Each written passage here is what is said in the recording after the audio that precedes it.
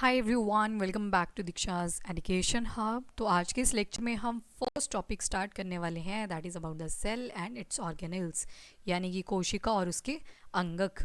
तो मैंने आपको पहले एवरीडे साइंस का रेलिवेंस बता दिया था कि क्यों आपके एग्जाम्स में ये सारे क्वेश्चंस पूछे जाते हैं। तो ये हमने फर्स्ट लेक्चर में किया था। एंड सेकेंड लेक्चर में हमने पूरा का पूरा सिलेबस डिस्कस किया कि साइंस एंड टेक्नोलॉजी से क्या क्या चीज़ें पूछी जाती हैं। तो जो भी बेसिक चीज़ें हैं वो हमें कवर अप करनी ही पड़ेंगी।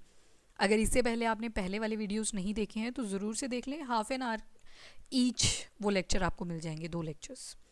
तो आज हम स्टार्ट कर रहे हैं with the first topic, that is cell, जिसको हमने क्या कहा था, कोशिका। आपने ये स्ट्रक्चर हमेशा देखे होंगे, plant cell, animal cell, bacterial cell, ये हमेशा से आपने देखे हैं स्ट्रक्चर्स अपनी 8th 9th 10th की बुक्स में, हमेशा ये आपको देखने को मिले होंगे। अब देखो, बहुत ज़ीरो से शुरू करेंगे। जब भी आपको कोई घर बनाना होता है ना, तो सबसे पहले तो खाली एरिया पड़ा होता है। देन आप क्या करते हो, ब्रिक्स वगैरह लेके आते हो, वहाँ पे ईंटा वगैरह लगता है, सीमेंट आता है, फिर इन सबको जोड़ के वाटर भी चाहिए होता है। ये सारा तो आ गया आपका रॉ मटेरियल जो किसी चीज़ को बनाने के लिए चाहिए। यहाँ पे घर का एग्जाम्पल ले लिया, जैसे दाल अगर आपको बनानी है तो दाल चाहिए, अनियन चाहिए, टमाटो चाहिए, धनिया चाहिए, वो सारा क्या है, रॉ मटेरियल है। ये सब चीज़ें जब जुड़ती हैं तब जाके आपकी वॉल्स बनती हैं, ठीक है। फिर वॉल्स के ऊपर लेंटर पड़ता है प्रॉपर, एंड जब लेंटर पड़ता है तो फिर आपको अगर अगला अगला फ्लोर भी उठाना है तो वो चीज़ आ जाती है। तो इस तरह से आपका घर रेडी होता है। तो वैसे अगर एक इंसान की बात करें, एक ह्यूमन की बात करें, तो उसकी ज़िंदगी भी एक छोटे से सेल से शुरू हुई थी। आपने फर्स्ट लेक्चर अगर देखा होगा तो वहाँ पे बताया भी था मैंने, जैसे मेल से आती है स्पर्म्स एंड देन फीमेल से आता है ओवम। ये दोनों आपस में जब मिलते हैं तो इन्होंने एक सेल की फॉर्मेशन करी थी, दैट वाज द जाइगोट। फिर इस जाइगोट के अंदर ना बड़ी सारी डिवीजन्स होती चलती हैं, फिर वो एक बेबी का फॉर्म ले लेता है, ठीक है। इस तरह से दिखता है कुछ, यहाँ से अम्बिलिकल कॉर्ड निकली होती है।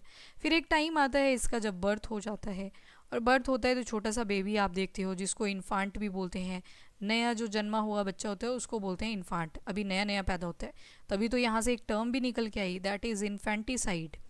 साइड वर्ड जहाँ पे भी लग जाए ना, साइड का मतलब होता है किसी चीज़ की डेथ हो रही होती है, ठीक है। फीमेल इन्फेंटिसाइड, जैसे ही पता चला कि लड़की पैदा हुई है तो उसको मार दिया गया, यानी कि नई जन्मी हुई लड़की को मार दिया गया, इन्फेंटिसाइड। इसी वजह से ये इन्फेंट लिखते हैं यहाँ पे और आगे जेंडर लगा देते हैं, फीमेल इन्फेंटिसाइड।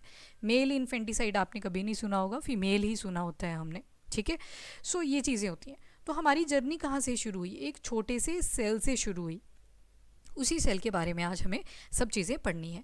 तो सेल को हिंदी में कोशिका बोलते हैं, और लास्ट लेक्चर में हमने बोला था कि ये एक छोटी सी इकाई होती है, मूल इकाई होती।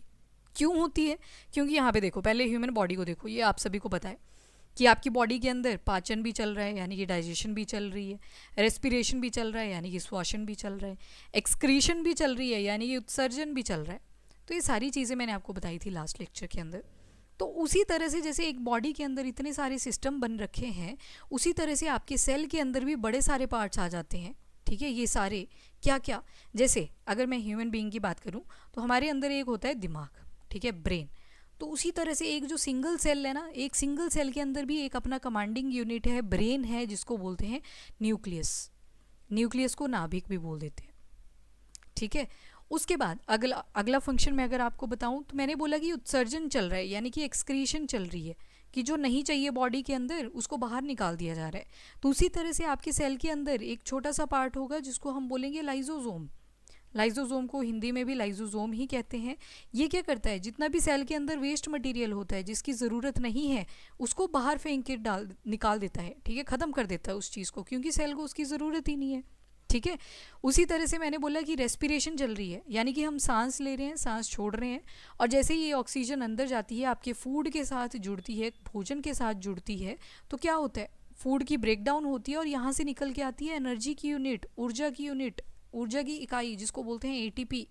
ATP stand for adenosine try phosphate, ठीक है। क्या बोलते हैं उसको, एडिनोसिन ट्राइफॉस्फेट। तो उसी तरह से सेल के अंदर चले जाओ, सेल के अंदर आपको एक और ऑर्गेनेल मिलेगा जिसको बोलते हैं माइटोकॉन्ड्रिया। और 10th क्लास में ये क्वेश्चन पक्का पूछा जाता था कि पावर हाउस ऑफ सेल किसको बोलते हैं, तो उसका आंसर हुआ करता था माइटोकॉन्ड्रिया।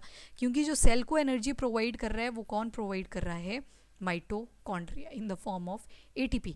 तो आप नोटिस कर पा रहे हो ना कि जो चीज़ें human body as a whole, पूरे ह्यूमन बॉडी के अंदर चीज़ें चल रही हैं, वही सारी चीज़ें सेल के अंदर भी आपको चलती हुई मिलेंगी।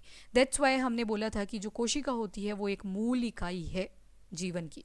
तो cell is the basic unit of life. आ जाओ जी, अब इसको बिल्डिंग ब्लॉक भी बोला जाता है बॉडी का, क्योंकि अब देखो हमने एकदम से बड़े थोड़ी हुए हैं, पहले एक सेल थे हम, फिर सेल जो है वो डिवाइड करते चले, फिर जाके हम बेबी की फॉर्म में आए, फिर हमारा बर्थ हुआ, फिर हम जाके कहीं ना कहीं क्रॉलिंग करने लगे, फिर हम चलने लगे, फिर हम थोड़ी हमारी हाइट वगैरह इंक्रीज़ हुई। फाइनली आज जो है हमारी कहीं ना कहीं हम सारे ही एक ग्रुप में आते होंगे, एडल्ट जो इस वीडियो को देख रहे हैं, टीनेजर होंगे कुछ एक, ठीक है, इस एज ग्रुप में हम पहुंच चुके हैं। अब एडल्ट के बाद हमारी जो एज है वो बढ़ती चलेगी और एक टाइम आएगा हम भी दादा दादी बनेंगे, दैट इज़ एल्डरली स्टेज। तो बिल्डिंग ब्लॉक क्या है हमारी बॉडी का? सेल। तो एक ह्यूमन बॉडी के अंदर केवल एक सेल नहीं होता, यहाँ से आप आइडिया लगा सकते हो, there are million of cells, ठीक है, बहुत सारे सेल्स हैं, पता ही नहीं है कितने सेल्स हैं।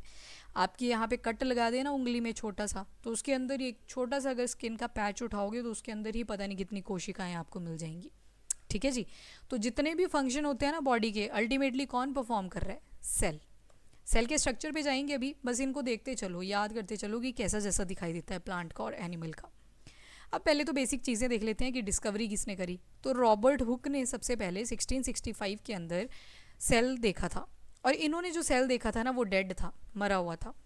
और जब इन्होंने माइक्रोस्कोप के ऊपर सेल देखा था ना, तो छत्ता देखा होगा आपने मधुमक्खियों का, हनी कॉम जिसको बोलते हैं, तो उसकी तरह इनको देखने को मिले। तब इनको पता चला कि हमारी जो बॉडी है वो किससे बनी हुई है, वो बनी हुई है सेल से, कोशिका से।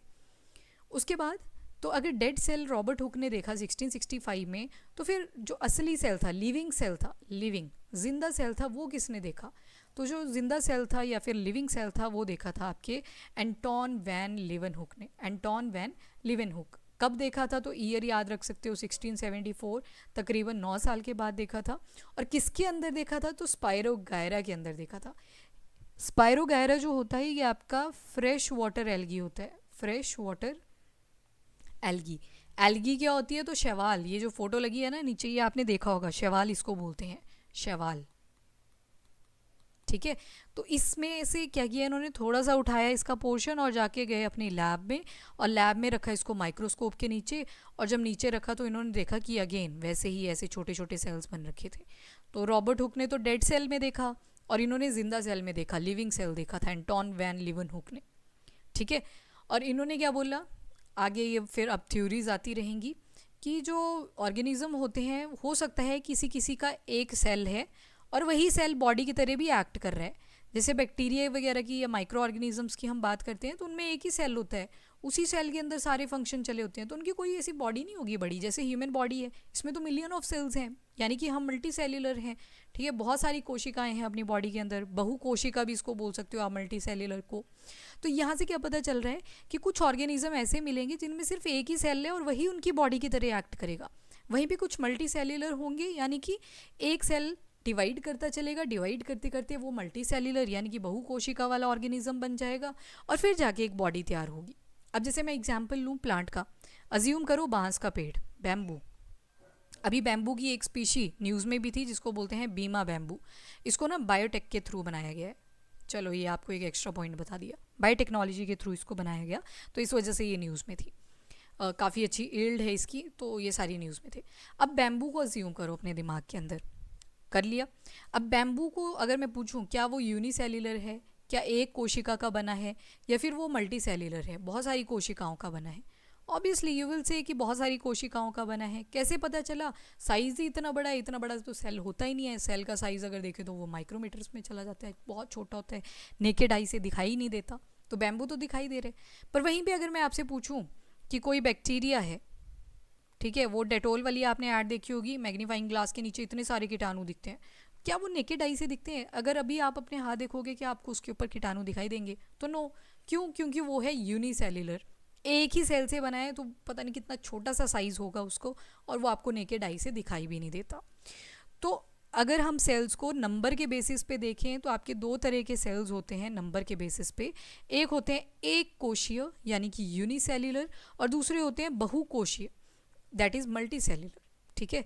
यूनिसेल्यूलर में एग्जाम्पल बोल दूं अगर आपको देने को, तो आप दे दोगे बैक्टीरिया का एग्जाम्पल, वहीं पे मल्टी सेल्यूलर में एग्जाम्पल बोल दो तो खुद का दे दो, ह्यूमन बींग्स बोल दो, प्लांट्स बोल लो, या फिर सारे एनिमल्स का नाम ले लो। ठीक है, इस तरह से हम चीज़ें जो हैं इसमें देख सकते हैं। उसके बाद on the basis of nucleus, कल की याद है आपको, न्यूक्लियस बताया था मैंने, ऐसे सेल होता है, यहाँ पे सेंटर में कुछ चीज़ दिखाई देती है, इसको बोलते हैं न्यूक्लियस। न्यूक्लियस के साथ साथ इसको बोलते हैं नाभिक। ठीक है, न्यूक्लियस जो कोशिका का केंद्र होता है, न्यूक्लियस, जिसको और क्या बोला था हमने, ब्रेन भी बोला था, दिमाग। क्यों? क्योंकि ये कमांड करता है। क्या कमांड करता है? जब सेल को फूड की ज़रूरत होगी, जैसे हमें भूख लगती है ना तो पेट में गुड़गुड़ की आवाज़ आती है, वैसे जब सेल को भूख लगती है तो न्यूक्लियस उसको मैसेज देता है, ब्रेन ही बताता है ना हमें कि भूख लगी है, स्टमक की तरफ देख, गुड़गुड़ की आवाज़ आ रही है, तो न्यूक्लियस ऑर्डर देता है माइटोकॉन्ड्रिया को कि एटीपी बनाओ जी फटाफट से, सेल को भूख लग रखी है। तो जो भी चीज़ें हैं, कोई वेस्ट मटेरियल अगर सेल के अंदर है तो न्यूक्लियस ऑर्डर देगा लाइजोसोम को कि जाओ जी वेस्ट मटेरियल आ गया, उसको ख़त्म करो। तो वो सारा फंक्शन किसका है? वो है न्यूक्लियस का। तो न्यूक्लियस की बेसिस पे अगर आप देखोगे तो आपको दो तरह के सेल्स मिल जाती हैं, एक को बोलते हैं प्रोकैरियोट्स और दूसरे को बोलते हैं यूकैरियोट्स। अब हिंदी में भी ये टर्म सेम ही रहती हैं। यहाँ पे आपको जो देखना है वो क्या देखना है? कैरियोट। कैरियोट का मतलब क्या होता है? न्यूक्लियस, नाभिक। कैरियो का मतलब होता ही क्या है? तो न्यूक्लियस होता है। अब यहाँ पे समझने वाली बात है कि प्रो का मतलब क्या होता है और यू का मतलब क्या होता है। प्रो का मतलब होता है कोई चीज़ बहुत पुरानी है। प्रिमिटिव यूज़ कर लेते हैं साइंस के अंदर, सोसाइटी के अंदर प्रिमिटिव वर्ड अच्छा नहीं माना जाता। इसको यूँ सोच लेते हैं कि आप खुद को सुपीरियर सोचते हो और दूसरों को इन्फीरियर सोचते हो। तो साइंस के अंदर प्रिमिटिव का मतलब जस्ट क्या होता है? कोई चीज़ पुरानी है। ठीक है, तो प्रोकैरियोट जो बहुत पुराने हैं, पर यहाँ पे पुरानी क्या चीज़ है? तो कैरियोट, यानी कि इनका जो न्यूक्लियस है वो बहुत पुराना है। जैसे आपको प्लांट सेल मिलेगा, एनिमल सेल मिलेगा, इनके अंदर जो न्यूक्लियस होंगे ना वो बहुत अच्छे से डिफाइंड होंगे, पर जो प्रोकैरियोट होंगे ना उनमें आपको न्यूक्लियस या तो एब्सेंट मिलेगा, होगा ही नहीं वहाँ पे, या फिर होगा तो ऐसे ही बना होगा कि एक लाइन सी बनी हुई है, बस ख़त्म, कुछ नहीं है उसके अंदर खास, एक आधा न्यूक्लियर मटेरियल होगा, बाकी कुछ नहीं होगा। पर वहीं पे जब आप प्लांट सेल पढ़ोगे, एनिमल सेल पढ़ोगे, इनके अंदर देखोगे कि न्यूक्लियस जो होगा वो बहुत वेल डिफाइन होता है, काफ़ी सारी चीज़ें आपको मिलेंगी। डीएनए मिल रहा होगा, क्रोमोसोम मिल रहे होंगे, जीन्स मिल रहे होंगे, राइबोसोम मिल रहे होंगे। अभी नहीं भी याद हुए तो नो वरीज, अभी बस इतना याद रखो, प्रोकैरियोट के अंदर एब्सेंट होगा या तो डिफाइन नहीं होगा पूरी तरह से न्यूक्लियस। यूकैरियोट्स के अंदर यू का मतलब होता है इंग्लिश में ट्रू, सच्चा, यानी कि जो सच्चा न्यूक्लियस मिलेगा वो यूकैरियोट्स के अंदर मिलेगा। इसमें हम भी आ जाएंगे, प्लांट्स भी आ जाएंगे, एनिमल्स भी आ जाएंगे, तो सारे एग्जांपल्स आप ऐड ऑन कर सकते हो। तो ये तो सेल की बेसिक सी चीज़ें आपको पता होनी चाहिए। अब इसके बाद ना कुछ टर्मिनोलॉजीज आएंगी जो कि बार बार आएंगी और आपको इनके मीनिंग्स पता होने चाहिए ताकि हमें बार बार डिस्कस ना करने पड़े। जैसे ये साइंस में ही एप्लीकेबल होगी टर्म साइट, और वैसे तो हिंदी में देखोगे तो वहाँ पे कोशिका ही लिखा होगा साइट की जगह भी। तो जहाँ पे भी आपको साइट वर्ड दिख जाए ना, उसका मतलब होगा कि सेल की बात हो रही है, कोशिका की बात हो रही है। यहाँ पे मैं एग्जांपल दे देती हूँ आपको। जैसे एक होता है इरिथ्रोसाइट, टफ लग रहा होगा कईयों को, पर जब मैं बोलूँगी रेड ब्लड सेल तो ईजी लगेगा। ठीक है, रेड ब्लड सेल सुनी होंगी सभी ने, आरबीसी घट गए थे जी उसके। तो इरिथ्रो का मतलब होता है लाल। साइंस के अंदर जब भी इरिथ्रो वर्ड आएगा आप देखना उसका कहीं ना कहीं मीनिंग निकल के आएगा रेड कलर। एंड साइट का मतलब होता है सेल, यानी कि कोशिका। तो जहाँ पे भी साइट वर्ड लग जाएगा ना उसका मतलब सेल की बात हो रही होगी। एक और एग्जांपल ले लेते हैं, पहले भी पढ़ा था इसके बारे में, हिपेटोसाइट। हेपेटाइटिस हिंदी मीडियम हो चाहे इंग्लिश मीडियम हो, आप सभी ने सुनी होती है। तो हिपैटो का मतलब होता है लीवर की बात हो रही है। ठीक है, और साइट का क्या मतलब आ गया? कोशिका। तो यानी कि जो किसकी कोशिका है? लीवर की कोशिका है। ठीक है, तो यहाँ पे साइट जहाँ पे भी वर्ड आपको दिख जाए, हिपेटोसाइट, इरिथ्रोसाइट, ल्यूकोसाइट। ल्यूको जो होता है ये तो या तो कलरलेस होता है, ल्यूको कलरलेस ही होता है मेजॉरिटी ऑफ द केसेस में। कई बार इसको वाइट के लिए भी यूज़ कर लेते हैं, वाइट रंग जो होता है, सफ़ेद जो रंग होता है आपका, उसके लिए भी यूज़ कर लेते हैं। तो अगर मैं बोलूँ ल्यूकोसाइट, जो WBC होते हैं आपके, उसके लिए यूज़ होता है ल्यूको। तो ल्यूकोसाइट यानी कि मैं बात कर रही हूँ कलरलेस सेल्स की। ठीक है, तो मतलब साइट जहाँ पे भी आपको दिखाई दे जाए उसका मतलब हर बार क्या रहेगा कि सेल की बात हो रही है। वैसे एक होती है आपकी ब्रांच ऑफ स्टडी जिसको बोलते हैं साइटोलॉजी। तो साइटो बता रहा है कोशिका, लॉजी बता रहा है विज्ञान, स्टडी। ठीक है, तो कोशिका के अध्ययन को क्या बोल देते हैं? स्टडी ऑफ सेल को क्या बोल देते हैं? साइटोलॉजी, कोशिका विज्ञान। उसके बाद आती है आपकी सेल थ्योरी, सेल आ गया कोशिका, थ्योरी आ गई सिद्धांत, तो ये दी थी शेडन एंड श्वान ने। अब देखो शेडन ने दी थी प्लांट की cell theory, plant cell theory. वैसे ही श्वान ने क्या दी थी, तो इन्होंने दी थी एनिमल सेल थ्योरी। ठीक है, एक है प्लांट सेल थ्योरी, मतलब जो आपके वनस्पति है, वनस्पति, वनस्पति के ऊपर जो कोशिका सिद्धांत दिया था वो किसने दिया था, शेडन ने। और एनिमल के ऊपर जो कोशिका सिद्धांत दिया था वो दिया था श्वान ने। ईयर अगर आपको याद करने हो तो शेडन का रहेगा 1838, एंड अगर एनिमल के लिए श्वान का ईयर याद करना हो तो इसका रहेगा 1839। और अगर पूछ लिया जाए सेल थ्योरी किसने दी थी, तो दोनों का नाम आएगा, शेडन एंड श्वान। इसको कंपाइल कर दिया गया था 1839 के अंदर। अभी एक और साइंटिस्ट आते हैं जिनका नाम है रुडोल्फ विर्को।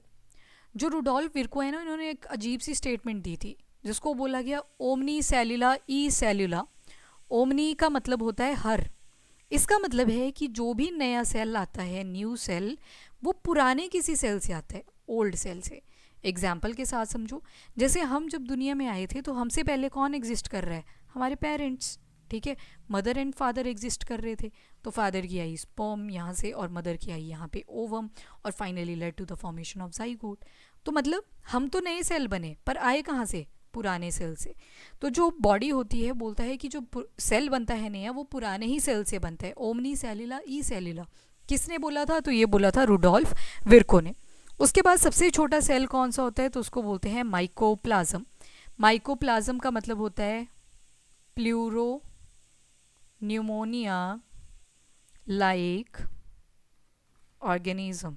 ठीक है, प्लूरोनिमोनिया जैसा जीव, प्लूरोनिमोनिया सेम ही रहेगा, पिप्लो भी इसको बोल देते थे, पीपीएलओ। तो ये सबसे छोटा सेल है। और बड़ा सेल क्या है, तो ऑस्ट्रिच का अंडा। और स्मॉलेस्ट सेल अगर ह्यूमन बॉडी में पूछ लिया जाए तो मेल्स का जो शुक्राणु होता है, स्पर्म होता है, उसको सबसे छोटा सेल माना जाता है। बिगेस्ट सेल की अगर बात करें ह्यूमन बॉडी के अंदर तो वो ओवम माना जाता है। ओवम को डिम्ब भी बोल देते हैं या फिर अंडा भी बोल देते हैं। ठीक है, डिम्ब या फिर अंडा, तो ये बिगेस्ट सेल माना जाता है ह्यूमन बॉडी के अंदर। वैसे ही लॉन्गेस्ट सेल कौन सा है ह्यूमन बॉडी के अंदर, तो वो है न्यूरॉन। तो न्यूरॉन को बोला है यहाँ पे कि नर्व जो होती हैं वो कभी भी डिवाइड नहीं करती, तभी तो जब सर पे चोट लग जाती है देयर आर चांसेस कि उसकी डेथ हो ही जाएगी। ठीक है, क्योंकि वो डिवाइड नहीं कर पाती, और अगर डिवाइड ही नहीं करेंगे तो रिपेयर भी नहीं होगी। अभी इसको मैं डिटेल में करवाऊंगी आपको, पर अभी के लिए याद रख लो।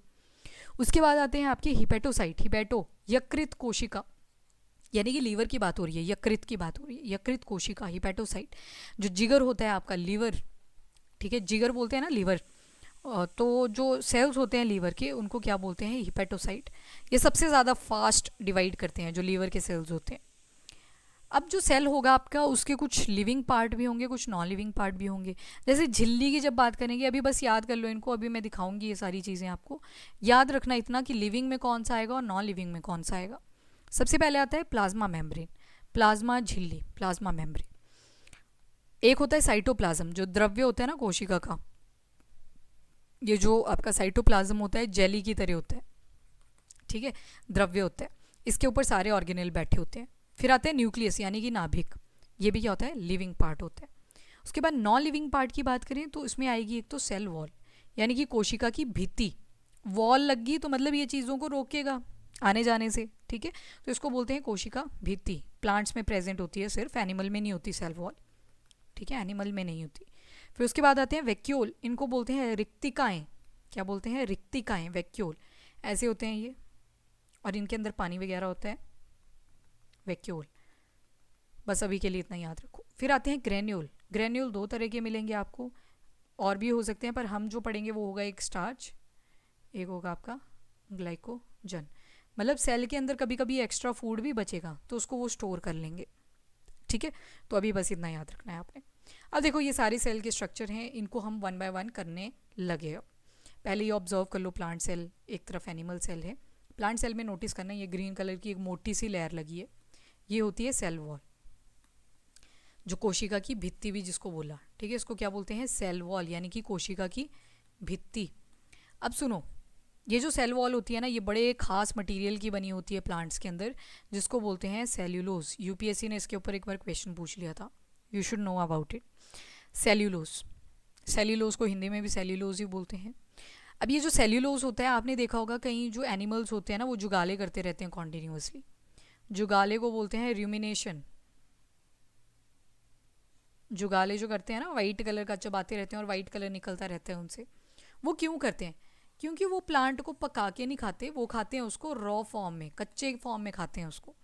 और जब वो खाते हैं ना, तो ये जो सेल्यूलोज होता है ये पेट में डाइजेस्ट नहीं होता, तो इस वजह से वो क्या करते हैं, थोड़ा थोड़ा मुंह में निकाल के उसको क्या करेंगे, बार बार जुगाले करते रहेंगे, ताकि वो मुंह में डाइजेस्ट हो जाए प्रॉपरली, उसका पाचन मुंह के अंदर ही हो जाए और पेट में जब जाए तो ईजिली डाइजेस्ट हो जाए। तो जो सेल्यूलोज होता है ये इजीली डाइजेस्ट नहीं होता है, इस वजह से वो जुगाले करते रहते हैं कॉन्स्टेंटली, और वो वाइट कलर की फोम सी बनती रहती है उनके मुंह के अंदर। और कभी ऑब्जर्व कराओ, अगर आप किसी एनिमल के आसपास, बफलो होगी, कऊ होगी, उनके आसपास गए हो ना, तो यू विल नोटिस कि उनसे ना एक अजीब सी स्मेल आती है। तो वो स्मेल एक गैस की वजह से आती है। ये जितने भी जुगाले करते हैं ना ऑर्गेनिज्म, ये मीथेन गैस प्रोड्यूस करते रहते हैं। ठीक है, तो नेचुरल सोर्स ऑफ मीथेन कहाँ से है? जो आपके डोमेस्टिकेटिंग एनिमल्स हैं, डोमेस्टिकेटिंग की जगह ज़्यादा बेटर क्या रहेगा, जितने भी आपके रूमिनेटिंग एनिमल्स हैं, तो वो मीथेन गैस प्रोड्यूस करते हैं। इंटरेस्टिंग ना, वो मीथेन गैस प्रोड्यूस करते हैं। और मीथेन गैस किस में कंट्रीब्यूशन कर रही है? Global warming. ग्लोबल वार्मिंग के डाटा को नोट करने के लिए अभी हमने रूमी 1 करके एक स्पेस मिशन भेजा था। रॉकेट का नाम है रूमी 1, हाइब्रिड रॉकेट है वो, जिसके अंदर क्यूब सैटेलाइट्स और पिको सैटेलाइट हमने भेजी हुई हैं, ताकि ग्लोबल वार्मिंग और क्लाइमेट चेंज का हम डाटा नोट डाउन कर सकें। ठीक है, सो मीथेन एक और होता है नेचुरल सोर्स ऑफ मीथेन। वो कौन सा है? वो है राइस के फील्ड, धान के खेत। ठीक है, देखो सेल्यूलोज ने कितना सारा काम डाला, तभी तो हम पका के खाते हैं, और जब हम पका के खाते हैं तो ये गल जाता है सेल्यूलोज। पर एनिमल तो रॉ मटेरियल खाते हैं ना, कच्चा खाते हैं, तो वो जुगाले करते हैं कॉन्स्टेंटली। और जुगाले जब करते हैं तो उनका जो सेल्यूलोज होता है मुंह के अंदर प्रॉपरली डाइजेस्ट हो जाता है, पेट में जाके दिक्कत नहीं आती। ठीक है जी, सो ये था सेल वॉल का कॉन्सेप्ट। अभी बस आपको सेल वॉल याद रखनी थी। अब एक चीज़ याद करो, क्या सेल वॉल लिविंग था या नॉन लिविंग था? तो सेल वॉल को हम कंसीडर करते हैं कि ये नॉन लिविंग है। ठीक है, इसके बीच बीच में आपको यहाँ पे ऐसे स्पेस दिख रहे होंगे, तो कुछ चीज़ अंदर बाहर जानी है तो इसके थ्रू निकलती है, ये जो छोटे छोटे स्पेस दिख रहे हैं, क्योंकि सेल वॉल तो नॉन लिविंग है, ये तो बन गई एक बार, फिर कुछ नहीं होगा एक्सचेंज इससे, तो बीच में ऐसे पोर्स पोर्स बने होते हैं। चलिए जी नेक्स्ट। और जो एनिमल सेल होता है, एनिमल सेल बोल लो, ये ह्यूमन सेल बोल लो, जो मर्जी बोल लो, इनके अंदर सेल वॉल नहीं होती, there is no cell wall. ठीक है, सो ये भी याद रखना।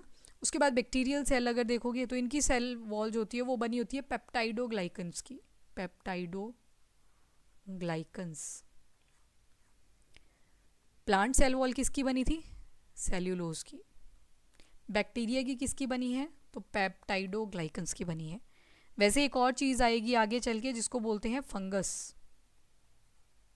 फंगस यानी कि कवक, इनकी बनी होती है काइटिन की। ठीक है, तो ये भी क्वेश्चन आ जाता है कई बार। तो फंगस की जो सेल वॉल होती है वो बनती है काइटिन की। कुछ एक पार्ट्स जो होंगे वो सेम ही मिलेंगे, अभी हमें फीचर्स करने हैं तो फिर उसके बाद देखेंगे।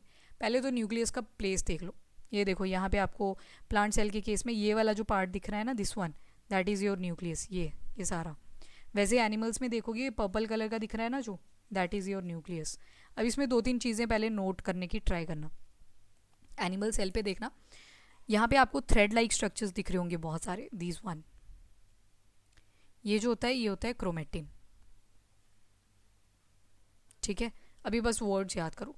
एक न्यूक्लियस के अंदर एक छोटा सा और न्यूक्लियस दिख रहा होगा, इसको बोल देते हैं न्यूक्लियोलस। न्यूक्लियस के अंदर प्रेजेंट होता है ये जो न्यूक्लियोलस होता है ना, इसके अंदर बड़े सारे राइबोसोम्स प्रेजेंट होते हैं। राइबोसोम को राइबोसोम ही कहते हैं हिंदी में भी, और इनका मेन काम होता है प्रोटीन बनाने का। ठीक है, दोबारा से बोलूँगी अभी। न्यूक्लियस के अंदर क्या प्रेजेंट है? इतना जो ये गोल सा स्ट्रक्चर है ना, ये सारा न्यूक्लियस है। इसके अंदर एक न्यूक्लियोलस प्रेजेंट है, और न्यूक्लियोलस के अंदर क्या चीज़ें प्रेजेंट हैं? तो राइबोसोम प्रेजेंट है, और राइबोसोम क्या करता है? तो प्रोटीन की मैन्युफैक्चरिंग करता है।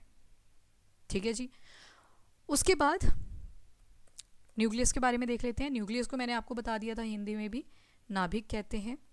किसने डिस्कवर किया न्यूक्लियस को? तो रॉबर्ट ब्राउन ने डिस्कवर करा था फॉर द फर्स्ट टाइम आपके न्यूक्लियस को। न्यूक्लियस के अंदर 80% प्रोटीन होती है एंड 10% डीएनए होता है। ये देखो, ये जो वॉल लगी है ना, ये वाली, इसको बोलते हैं न्यूक्लियर वॉल, न्यूक्लियर मेम्ब्रेन।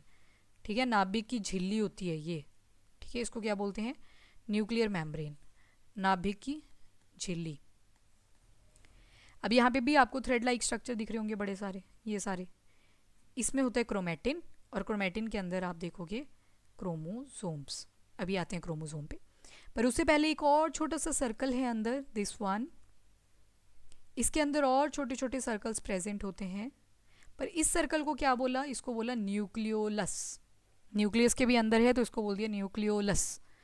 अब ये जो न्यूक्लियोलस होता है, इसके अंदर जो चीज़ प्रेजेंट है वो है राइबोसोम्स। ठीक है, ये ऑर्गेनेल ही होती है, राइबोसोम भी अंगक ही होती है, इसका काम होता है प्रोटीन बनाने का। तो वो जो न्यूक्लियस है ना, उसको कमांड भी तो देनी है, इतना सारा काम है उसका, जब कमांड देनी है तो यूज़ भी तो होगा उसकी एनर्जी का, तो उसके अंदर ऑलरेडी प्रेजेंट है प्रोटीन बनाने के लिए कौन, दैट इज़ राइबोसोम। पहली चीज़ तो ये याद रखनी थी। अब सेल के अंदर जितना भी फंक्शन होता है उसको ऑर्डर कौन देता है, तो न्यूक्लियस ही देता है। सारा कमांड कौन देता है, न्यूक्लियस ही देता है। ठीक है, इसको कमांड या फिर आज्ञा का सेंटर भी बोलते हैं। यूकैरियोट्स में ये इस तरह से प्रेजेंट होता है। यूकैरियोट का मतलब याद है ना, यू का मतलब बताया था मैंने आपको, ट्रू, कोई चीज़ सच्ची है जो, और कैरियोट यानी कि न्यूक्लियस। तो सच्चा क्या है यहाँ पे, न्यूक्लियस है, नाभिक है। तो हम जो होते हैं, ह्यूमन बीइंग, एनिमल्स जो होते हैं, इन सब के अंदर सच्चा न्यूक्लियस ही प्रेजेंट होता है, कमांडर की तरह एक्ट करता है। अब देखो, अब हम एक चीज़ समझते हैं यहाँ पे, खाली शीट निकालने दो मुझे, यहीं पे देख लेते हैं। अब देखो, हमने एक चीज़ देखी, सेल, कोशिका, कोशिका के अंदर देखा नाभिक। अब इस नाभिक को ना बाहर निकाल दो। जब बाहर निकाला तो इसके अंदर भी एक छोटा सा ऐसा सर्कल प्रेजेंट है। ठीक है, ये हो गया पूरा न्यूक्लियस यानी कि नाभिक, और ये अंदर जो है ये क्या है, न्यूक्लियोलस। अब न्यूक्लियस के अंदर हमने और क्या देखा था कि ऐसे थ्रेड लाइक स्ट्रक्चर प्रेजेंट होते हैं, क्रोमेटिन। तो ये था आपका यहाँ पे एक क्रोमोसोम। क्रोमोसोम को गुणसूत्र भी बोलते हैं, क्रोमोसोम या फिर गुणसूत्र। क्रोमोसोम के ऊपर थ्रेड लाइक स्ट्रक्चर आपको मिलेगा इस तरह से, और जब इस थ्रेड लाइक स्ट्रक्चर को आप बाहर निकालोगे तो कुछ ऐसा जैसा स्ट्रक्चर दिख जाएगा आपको। इसको बोलते हैं डीएनए, यानी कि डीऑक्सीराइबोज न्यूक्लिक एसिड। ठीक है, अब डीएनए जो होता है ना, इसके ऊपर छोटे छोटे सेगमेंट्स प्रेजेंट होते हैं, और एक सेगमेंट में अगर उठा लूँ तो उसको बोलेंगे जीन। कई बार बोलते हैं ना कि इसकी ये वाले ट्रेट्स जो हैं, कैरेक्टर जो हैं, वो बिल्कुल पापा के ऊपर गए हैं, कुछ ट्रेट्स मम्मी के ऊपर गए होते हैं, कुछ दादू दादी पे भी चले जाते हैं। वो क्यों गए, बिकॉज ऑफ दीज जीन्स। ये जीन हमें कहाँ से मिले थे, हमारे पेरेंट्स से, और उन पेरेंट्स को कहाँ से मिले थे, उनके अपने पेरेंट्स से। तो ये gene are responsible for these characters.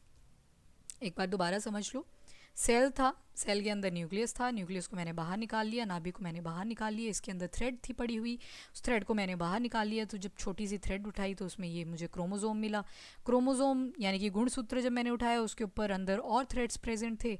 जब वो थ्रेड बाहर निकाले, वो निकला डीएनए, डीऑक्सीराइबोज न्यूक्लिक एसिड। जब इस डीएनए को मैंने बाहर निकाला तो मुझे इसके ऊपर सेगमेंट से मिले, और एक सेगमेंट को अगर मैं उठाऊँ तो उसको बोल देते हैं जीन।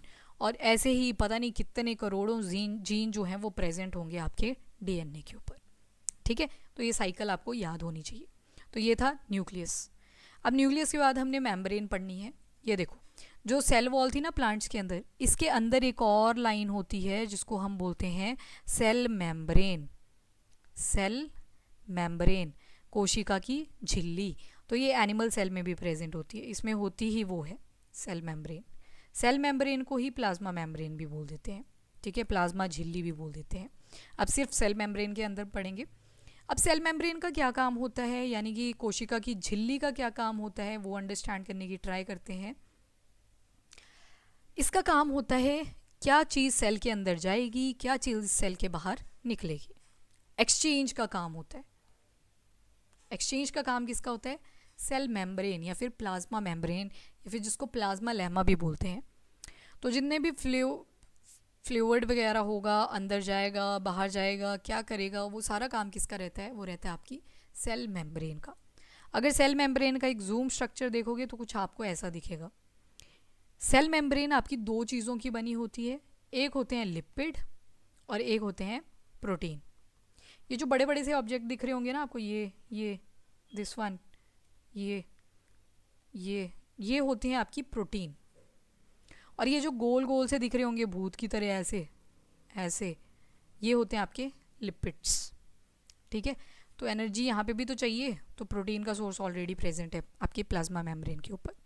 ठीक है, हर टाइप के सेल्स में सेल मेम्ब्रेन प्रेजेंट होती ही होती है।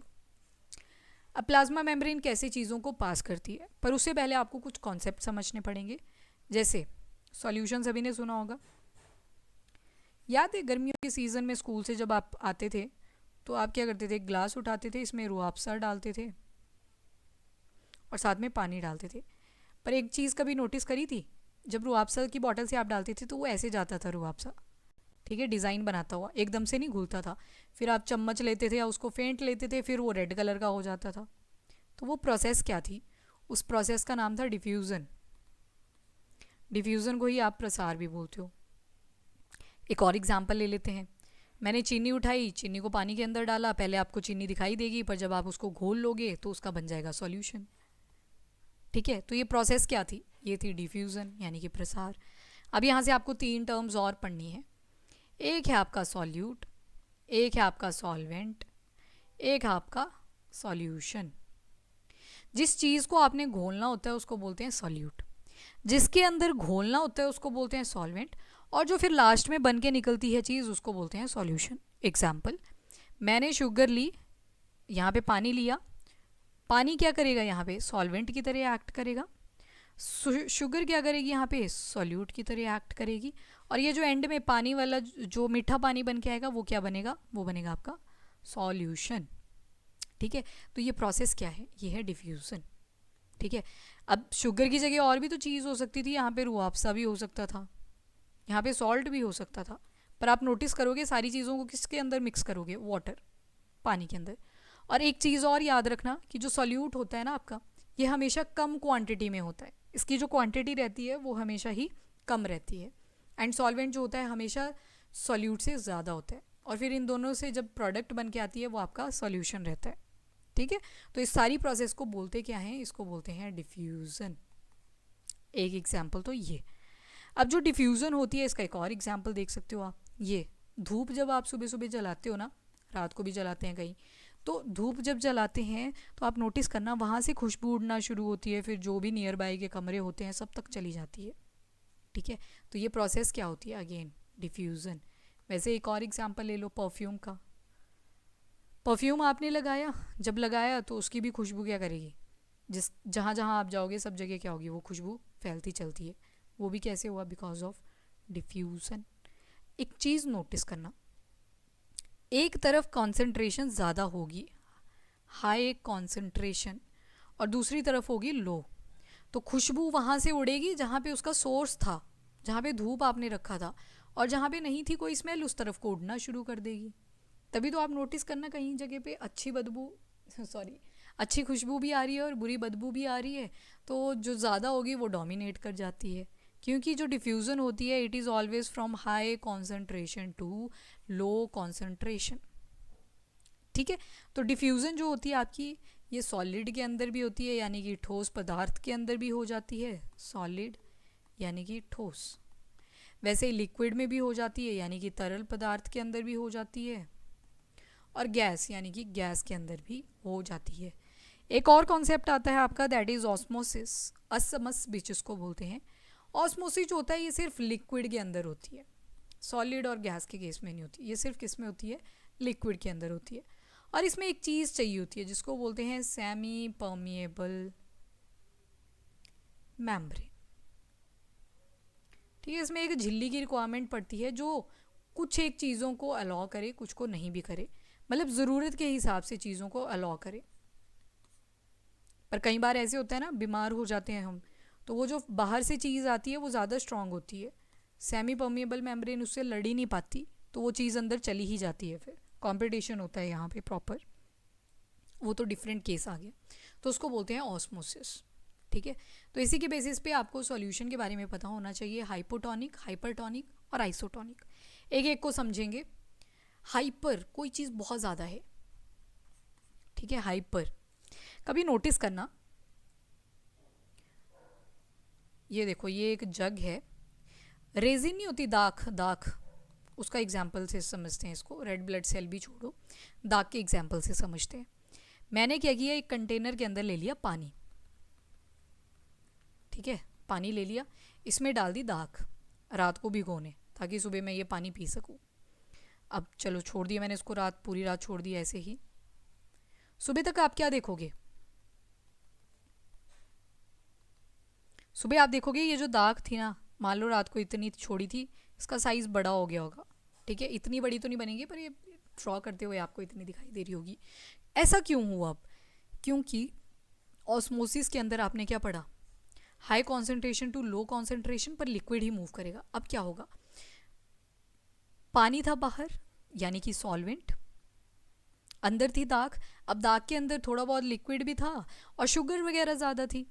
तो पानी ने देखा कि अंदर वाली चीज़ के पास पानी नहीं है, तो इसने यहाँ से पानी डालना शुरू कर दिया और जो दाग थी वो फूल गई। ठीक है, दाग वाला एग्जाम्पल ध्यान से समझो। यहाँ पे क्या हुआ, पानी मूव करेगा from high concentration to low concentration.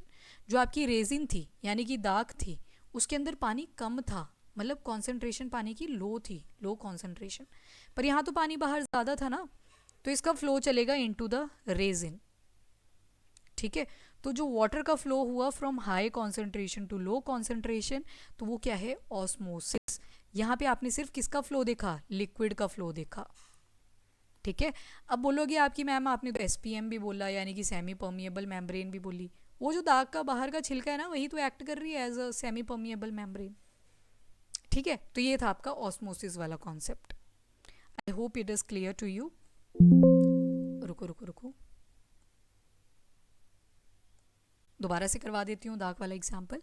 रात को आपने कंटेनर लिया, पानी डाला उसके अंदर, पहले दाखें ऐसे डाल दिया आपने, पर जब सुबह आप उस कंटेनर को देखोगे, पानी का थोड़ा सा लेवल कम हुआ होगा और दागों का साइज़ बड़ा हो गया होगा। वो क्यों हुआ, क्योंकि दाग के अंदर पानी कम था, लो कॉन्सेंट्रेशन, और कंटेनर के अंदर पानी ज़्यादा था, हाई कॉन्सेंट्रेशन।